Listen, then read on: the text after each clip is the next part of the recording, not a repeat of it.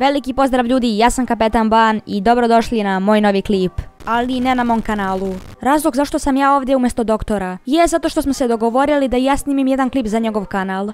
Ako vas zanimaju i drugi anime osim Dragon Balla, imate link mog kanala u opisu, pošto snimam mnogo različitih animea. Ali ako vas zanima Dragon Ball sadržaj, subajte se na doktorov kanal. Također pogledajte klip do kraja, prije nego što bacite like ili dislike. A mi sada možemo početi. Gonna blow your mind, gonna break you down, gonna tie your tongue till you hit the ground.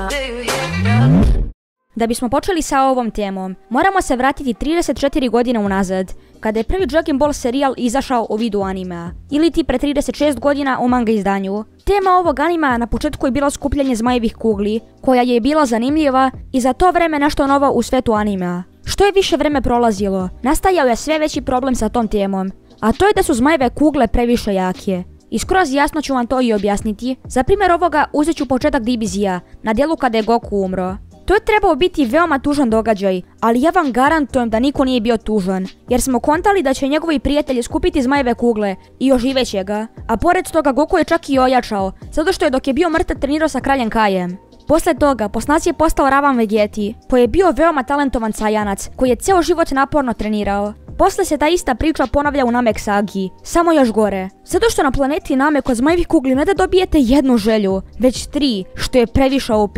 Sa 3 želje neko bi mogao da dobije besmrtnost, najjače oružje koje postoji i posle toga mu ostane još jedna želja. Možete reći šta hoćete, ali to je previše OP. Ali ne samo to, nego je zbog njih i smrt izgubila značaj. Razlog toga sam već naveo, ali da bi ga još bolje opisao, zamislite ovo. Vi gledate neki battle shonen, koji je zasnovan na dobro protiv zla fazonu, i desi se da glavni lik ili neki njegov bliski prijatelj, za kog ste se vezali, umre. Logično je da je emocija koju biste tada osjetili tuga, ali šta bi bilo kada biste vi bili svesni da će se on vratiti? Pa ili biste bili srećni ili ne biste imali nikakve emocije, jer kontate da bi se sve vratilo kao što je i bilo. To jednostavno mnogo uništava anime i nemoguće je to poreći. Mislim da sam vam već dovoljno objašnjavao i da ste to do sada shvatili. Tako da to je to od ovog klipa. Nadam se da ste uživali. Ako jeste, ostavite like i sub znak podrške na moj i doktorov kanal. A mi se vidimo u narednim videima. Do tada, veliki pozdrav!